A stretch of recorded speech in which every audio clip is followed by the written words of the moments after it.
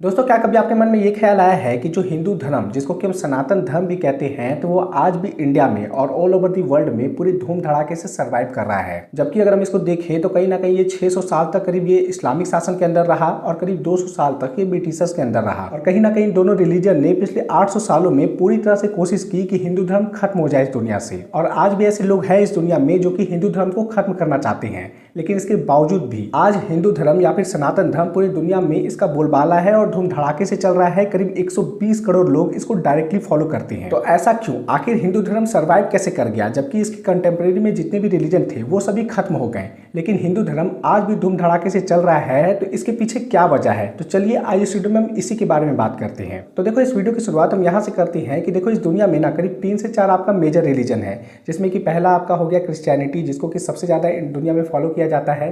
फिर दूसरे नंबर पर आता है आपका इस्लाम। फिर थर्ड नंबर पे आता है आपका हिंदू, जिसके बारे में हम बात करने वाले हैं। उसके बाद आता है बुद्धिज्म, जैनिज्म, सिखिज्म। तो ये सभी कुछ मेजर रिलीजन है जो कि अभी दुनिया में एग्जिस्ट कर रहे हैं। वेल, इसमें से जो दो मेन रिलीजन है क्रिश्चियनिटी और इस्लाम, तो ये आप कह लो कि मिशनरी रिलीजन है और इसमें मेजोरिटी आप कह लो कि कन्वर्जन का फॉर्मूला इसमें चलता है। जबकि अन्य रिलीजन को देखें और खास करके हिंदू धर्म को देखें तो बहुत ही कम रहता है, वहाँ पर कन्वर्जन का कोई कॉन्सेप्ट नहीं है। वेल, इंडिया में हिंदू धर्म कैसे सर्वाइव कर गया, मतलब कि ऐसे कह लो कि पूरी दुनिया में जहाँ जहाँ इस्लाम और क्रिश्चियनिटी गया तो वो वहाँ का रिलीजन को, वहाँ का ट्रेडिशन को ख़त्म कर दिया और उसको अपने साँचे में ढाल लिया। चाहे आप ईरान ले लो, चाहे आप सऊदी अरेबिया, जितने भी मिडिल ईस्ट के जितने भी कंट्री है, अफ्रीका देख लो, तो वहाँ पर जो भी रिलीजन गया, इस्लाम गया तो लोकल ट्रेडिशन को ख़त्म करके वहाँ इस्लामिक शासन हो गया और सभी लोग इस्लाम को फॉलो करने लग गए। तो उसके मल्टीपल रीजन हो सकते हैं, लेकिन इंडिया के साथ ये कॉन्सेप्ट नहीं चला। इंडिया में इस्लाम माइनॉरिटी बनकर आया, माइनॉरिटी बनकर ही रह गया। तो ऐसा क्यों? तो देखो, इसके मल्टीपल रीजन है, जिसमें कि सबसे पहला रीजन है कि हिंदू धर्म जिसको कि सनातन धर्म कहते हैं, तो ये फ्लेक्सिबल है सबसे ज़्यादा। यहाँ पर आप डिफरेंशिएट ही नहीं कर सकती हो कि कौन हिंदू धर्म को मानता है, कौन हिंदू धर्म को नहीं मानता है। यहाँ पर ऐसा है कि अगर कोई किसी भी भगवान में नहीं मानता है ना, वो भी हिंदू है, और एक जो डेली पूजा पाठ करता है तो ऑफकोर्स वो भी हिंदू है। कोई क्लियर डिमार्केशन नहीं है, कोई कॉन्सेप्ट नहीं है कि हाँ ये कॉन्सेप्ट चलेगा तो ये हिंदू कहलाएगा और ये कॉन्सेप्ट अगर ये फॉलो नहीं करता है तो ये हिंदू नहीं कहलाएगा।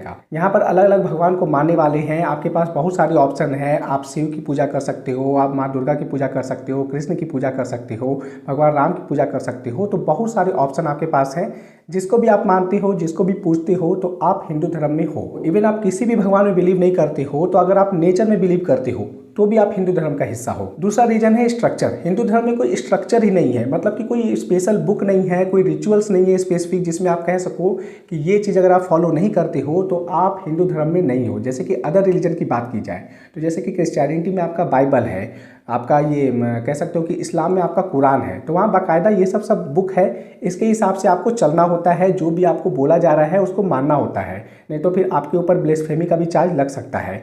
जबकि हिंदू धर्म में ऐसा कुछ नहीं है, कोई क्लियर डिमार्केशन नहीं है, ना कोई ऑफिशियल बुक है, ना कोई ऐसा साइट है। अलग अलग देव स्थान है, आप कहीं भी घूमने चले जाओ, मतलब कि जैसे आपका कह लो कि वैष्णो देवी कोई जाते हैं, कोई आपका कि देव स्थान में चले जाते हैं, प्रयागराज या फिर केदारनाथ, या फिर आप कह लो कि बनारस, अयोध्या।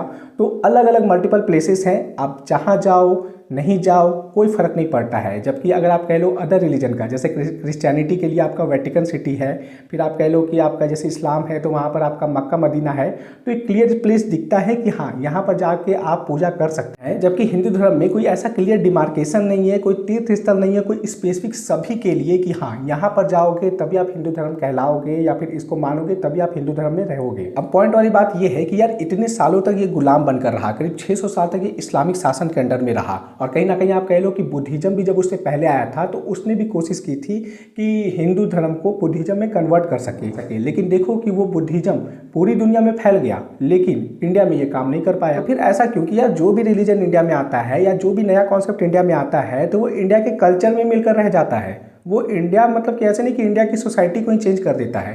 तो देखो, इसके ना और भी बहुत सारे मल्टीपल रीजन है, जैसे कि जो हिंदू धर्म है या फिर सनातन धर्म है, तो एक ना वे ऑफ लाइफ है। यहाँ पर ना आपको जीने का तरीका है। यहाँ पर लोग चेंज नहीं करते अपने डेली लाइफ स्टाइल को, इनके डेली लाइफ स्टाइल में ही आपका हिंदू धर्म बसा हुआ है। जैसे कि बहुत सारे लोग, जैसे कि इस्लामिक शासन में, तो वो चूंकि आइडल वर्शिप को वो बिल्कुल नहीं मानते थे, तो आइडल वर्शिप को नहीं मानते थे तो उनका सीधा टारगेट होता था कि मूर्ति तोड़ देना, मंदिर तोड़ देना। अब बताओ कि मूर्ति तोड़ देना, मंदिर तोड़ देना, वो तो समझ में आता है, लेकिन इंडिया में नया कॉन्सेप्ट है कि भैया हम मूर्ति पूजा भी नहीं करेंगे, हम नदी की पूजा करेंगे, पेड़ की पूजा करेंगे। अब बताओ आप क्या नदी भी सुखाओगे? हिंदू धर्म में तो जो नेचर से प्यार करते हैं, जैसे कि जो छठ पूजा होता है, प्योरली नेचर लवर है, सूरज की पूजा करते हैं, तो बताओ इसमें आप कैसे इसको चेंज कर सकते हो? फिर ओवरऑल कह लो तो चाहे आप इस्लामिक शासन रहा या फिर ब्रिटिश शासन रहा, तो ओवरऑल ना इसका जो प्रेजेंस रहा वो ओवरऑल नॉर्थ इंडिया में ही रहा। और समय समय पर बहुत सारे प्रशासक, बहुत सारे राजा, हिंदू राजा समय समय पर आते रहे जो कि हिंदू धर्म को उन्होंने आगे बढ़ाया। फिर बीच में आपका भक्ति मूवमेंट भी हुआ था, जिसमें कि रिलीजन पे, आपका भक्ति पे ज़्यादा फोकस किया गया, जिसमें कि मल्टीपल बुक्स लिखे गए थे।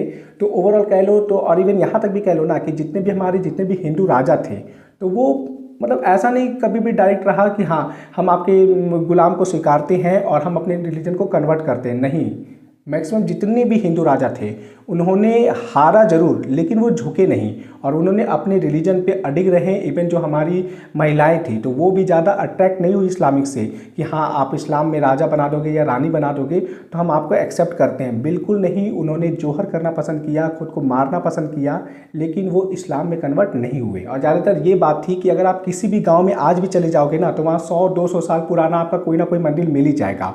और कम्युनिकेशन पहले इतना ज़्यादा नहीं था, तो कोई भी इस्लामिक शासन मतलब कि कह लो कि वो जब भी हमला करते थे तो भाई वो मेजर शहर में करेंगे, हर एक गांव में जा जाके नहीं ना करेंगे। तो मल्टीपल मंदिर है आपका, वो कहीं ना कहीं जाके सर्वाइव भी कर रहा है। और जैसा कि मैंने बताया कि कभी भी किसी भी शासन का डायरेक्ट कंट्रोल पूरे ऑल ओवर इंडिया में रहा ही नहीं है, तो डायरेक्ट अफेक्ट हुआ भी नहीं हिंदू रिलीजन। और जितने भी राजा आए तो उनको भी कहीं ना कहीं आभास हो गया कि भैया हमें पॉलिटिक्स को और रिलीजन को सेपरेट करके चलना पड़ेगा, नहीं तो जैसा यहाँ सिचुएशन है ना तो वहाँ पर हम सर्वाइव नहीं कर पाएंगे। और इसीलिए आप देखते भी होंगे कि बहुत सारे राजा थे जिन्होंने कि एक्सेप्ट किया कि हाँ हिंदू धर्म को भी साथ में लेके चलेंगे।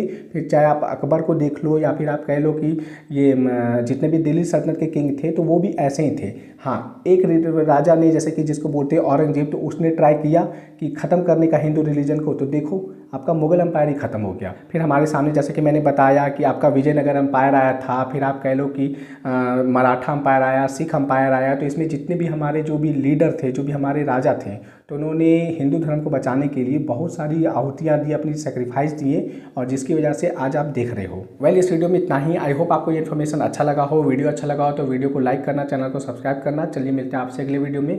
बहुत बहुत धन्यवाद।